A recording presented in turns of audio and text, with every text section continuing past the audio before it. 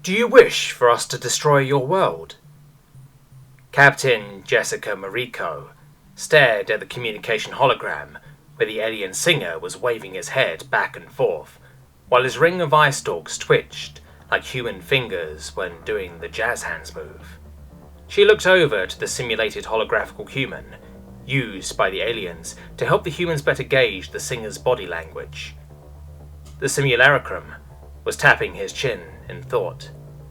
The singer started talking again, with his forced speech mouths and the translator program interpreted. Perhaps we were not being clear. We are still passing through all the data you humans sent. Please wait a moment. Okay, how is this? Better, we hope. If you encounter any ambiguities, please let us know.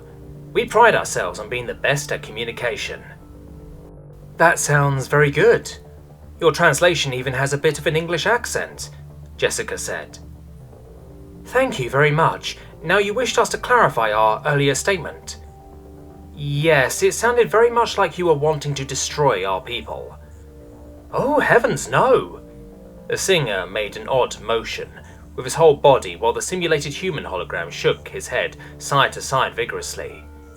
We were just offering to destroy your planet since it still looks rather intact. Captain Miriko looked towards her first officer, who just shrugged in confusion. She asked, "Perhaps something is being lost due to cultural differences. Why would you assume we wanted our homeworld destroyed?" This time, it was the singer and its simulated human who were looking confused. Why wouldn't you? Could you try to explain your reasoning, please? The alien nodded its long oval head in a very human manner.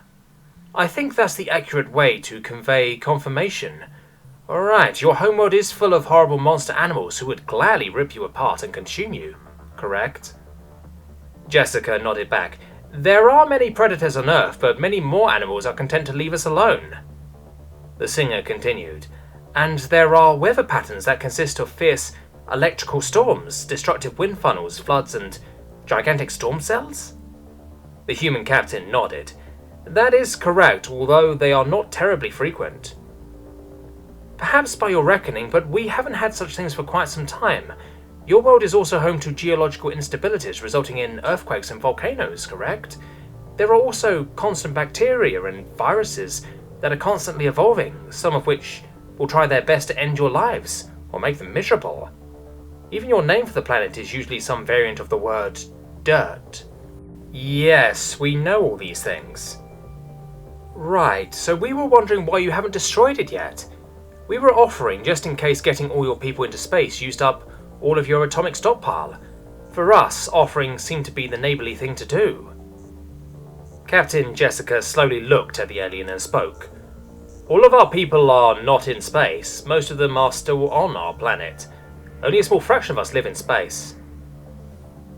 The singer froze as its eye stalks drooped.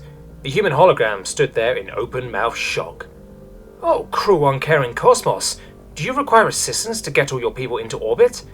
I think we can help broker a deal for our Rixian giant space colony. They always have several older ones for sale at any moment. How many of your people are still stuck on your world? About 15 billion, Jessica deadpanned. The singer stood in shock again. Right, you'll need about 30 giant space colonies. Even though you are a new species, it should be possible to arrange financing in exchange for a promise of future goods and services. If you need assistance, I can put in a good word with our people. We could offer designs for an older space colony and expertise in building your own. I don't think many of my people would stand by while there is still so many of you stuck on your home world.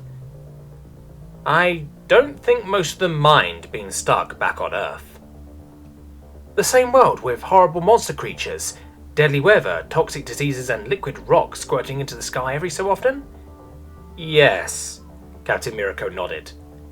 The singer stared and then started carefully looking over a display. I have just read up on a possibly relevant mental condition you call Stockholm Syndrome, and... Why do you think we want to destroy our world once we all leave it? Jessica interrupted. Why wouldn't you? The singer said. Perhaps we should elaborate. Most of the spacefaring races in this galaxy came from horrible planets. There is a common saying among them which I paraphrase as, You can't go far if you already live in paradise. The human captain slowly nodded. That is understandable. Yes, that is not to say there are no intelligent races from paradise worlds. It is just that they tend to be somewhat lacking in motivation and initiative. If you tell a paradise worlder to do something, they will happily do that thing, and then stop until another request or order is given, or if they get distracted by something shiny and interesting. They don't know what it is like to be forced in the constant struggle for survival. The races who have made it into space have almost always come from deadly homeworlds like ours. The name for our homeworld would translate to perilous home. If it was a living progenitor, it would be one of the worst ones. Almost all of the homeworlds of spacefaring species are like that. At best, they lose interest and stop caring for their offspring species. At worst, they actively try to murder them. So once the children leave, they all happily repay it in kind. The first thing we did once we got the last of our good people into space was to irradiate our homeworld with atomic weapons while having the biggest celebration in our recorded history.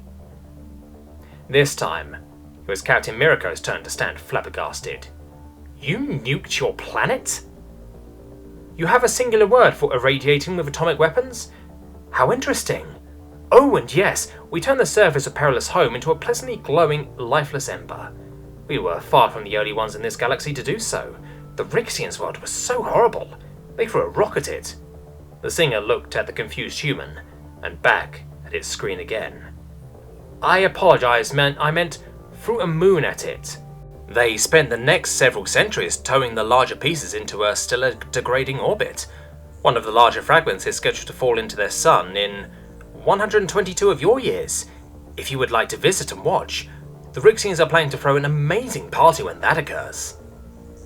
So you are saying that every sapient starfaring civilization has destroyed their homeworld? Not everyone. The Garor turned their world into a hunting preserve.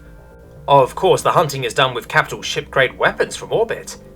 Their reasoning is that they've been hunted by everything on their planet for so long. Now it's time to give everyone else a turn.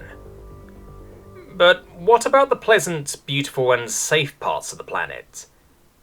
Ah, you meant each home's fragments of paradise. They're carved out or replicated inside the giant space colonies. If everyone hates their homeworld so much, what about the deadly vacuum of space?